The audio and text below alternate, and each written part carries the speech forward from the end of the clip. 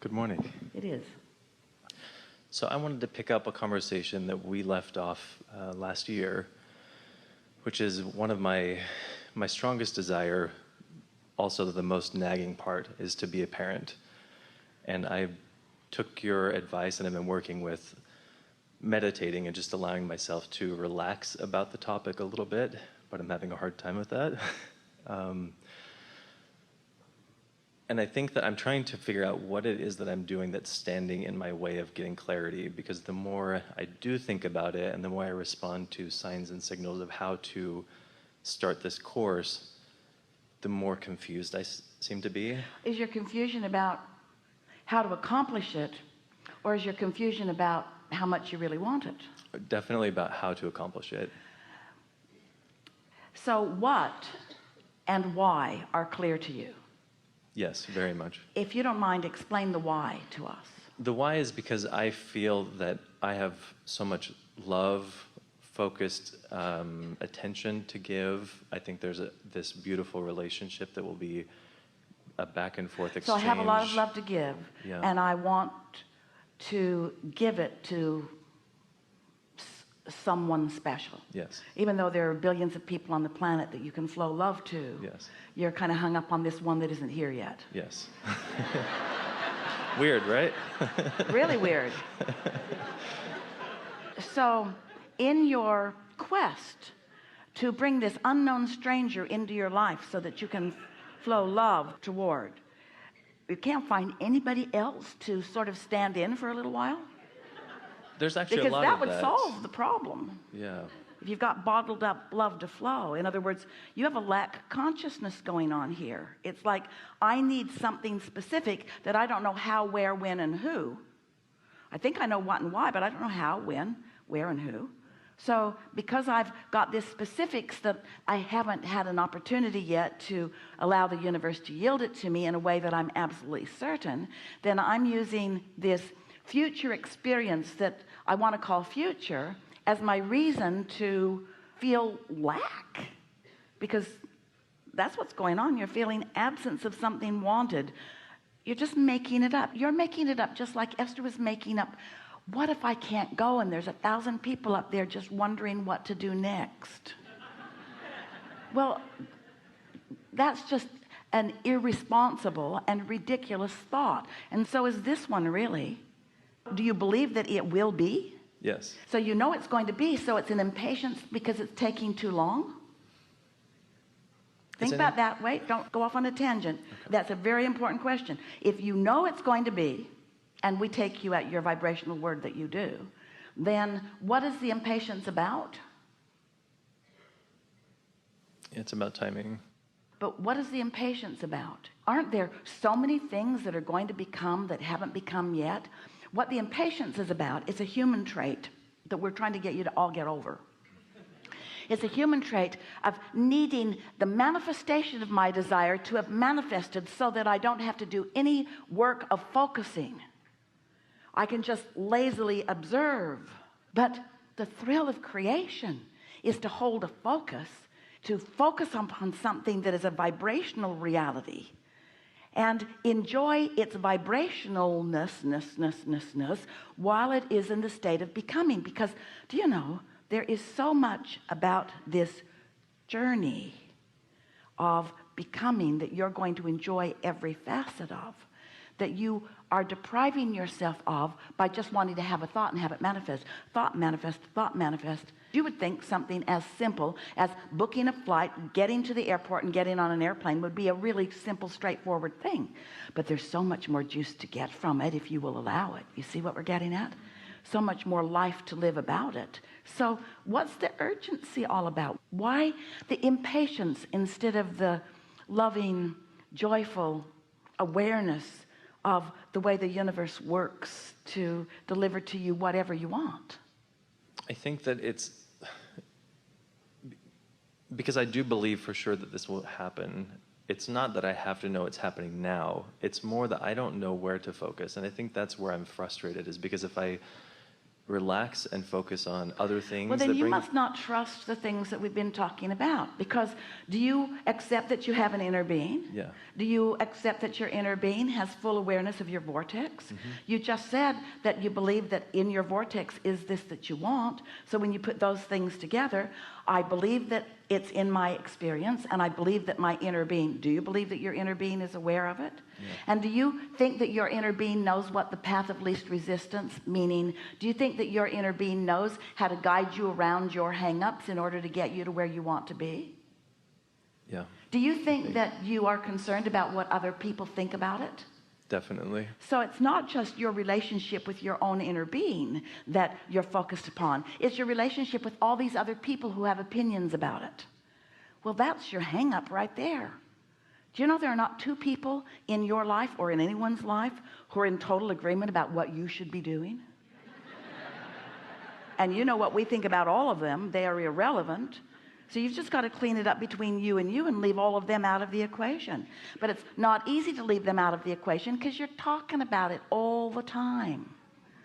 And so people have got all of these opinions that are based upon how many airlines have been canceled in their life. Esther got all wadded up in something that had nothing to do with her moment in time.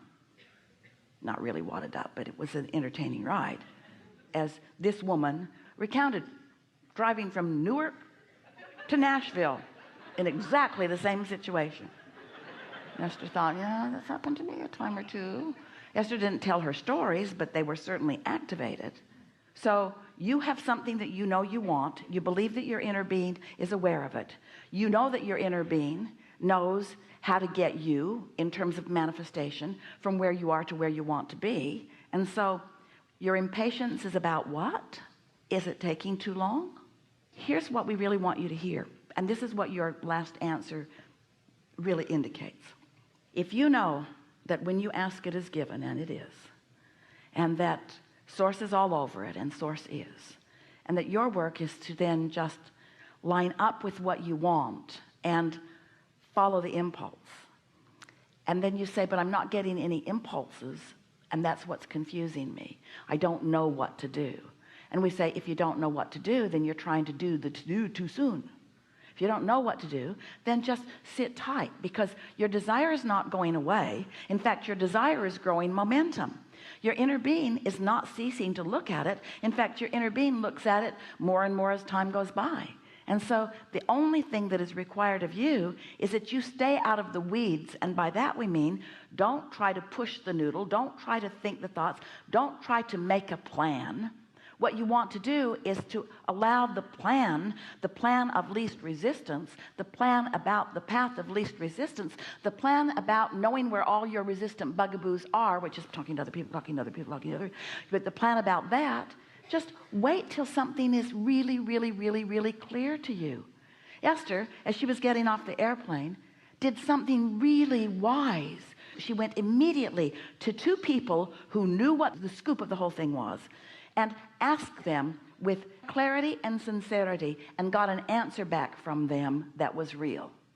And instead of letting that sit, instead, just for the drama of it, she went down a whole lot of other rabbit holes, because when you hit yourself over the head with a hammer, it always feels good when you stop. So we know you all like the drama of it, but it's not necessary. You either believe in your ability to be or do or have whatever you want, or you don't. Do you? I don't know. I want to clarify one thing. So when I do have an impulse, there are some things that have been happening that are really clear, is it that I just line up with the feeling that guides me toward and relax there, not with the big idea? Is that sort of the place of comfort? That's a really good question, and here's a really good answer. What other choice do you have? Drive myself crazy. Can you be other than in the moment? Can you be other than where you are? And can you do other than in this moment, follow the impulse of where you are? Could Esther transport herself to San Francisco instantly? I'm tired of messing around with this. I'm there. Or are there physical elements of being in a physical body that you have to allow the forces and the laws of your worldly environment to come into play? But if you hold your focus on the vision of what you want and you don't get hung up on how it's going to be, this is a question that we're putting to you, to all of you, and we're going to do it with clarity and softness and slowness, because we really want you to consider what your answer is to this question. What's the rush? That's an important question. Oh, we have a few important questions. What do you think is at the root of your need, because it feels strong, to involve yourself with so many specifics about this, rather than standing back and trusting? What do you think makes you want to dive in and get after it? Did you put the question in your mind? And can you put an equivalent subject in? What makes you feel the urgency or the necessity? Why do you have the drive to get after this? I think for me, it's because I'm applying my experience of my past, which is that if I focus and I work really hard, I'll get to where I want to go. That's true, but why? What is it about that that is so intoxicatingly, urgently important to you? What's your win in that? Probably to prove I was right. Yeah, you went right to it. To be right, to be worthy, to be good at what I do, to justify my existence. We're speaking from a human perspective. I've been in competition with so many about so many different subjects, and I want so much to be right that almost everybody has stepped so far away from your feeling of absolute worthiness and your knowledge of absolute trust in the universal forces. So you've created all of these scenarios, so you're battling yourself, because no one else is keeping you from anything. And mostly that battle is about me needing to be right, me needing to be good, me needing to be validated as being good. We said a few weeks ago at a gathering that we'd like you to envision making your transition into non-physical. And then when you meet up with someone that you can communicate with, you say, where's the list? And they'll say, what list are you looking for? And you'll say, the list of all the things I sacrificed so that I could be the good person that I needed to be here. And they'll say, oh, there's no list like that. What? Nobody kept track of all of the things that I didn't do that I wanted to do? Nobody kept track of all the things I did? Nobody kept track? No one's keeping track of that. There's no reward for everything that I sacrificed in order to be here in this good place. This isn't the good place.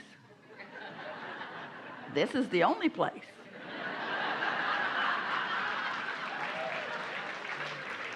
When do I get my reward? You got it in the moment of your experience in physical life. You either allowed yourself to flow the fullness of who you are, or you pinched it off for some bogus reason. And so you felt it in the moment, your openness or your closedness, your allowing or your not allowing, your love or your hate, your trust in yourself or not, your belief in your goodness or your not, your belief in others or not. You see, kind of getting this a little bit? So when you stand in this place of knowing that if this time-space reality has created within you a desire for something, this time-space reality will deliver the goods to you.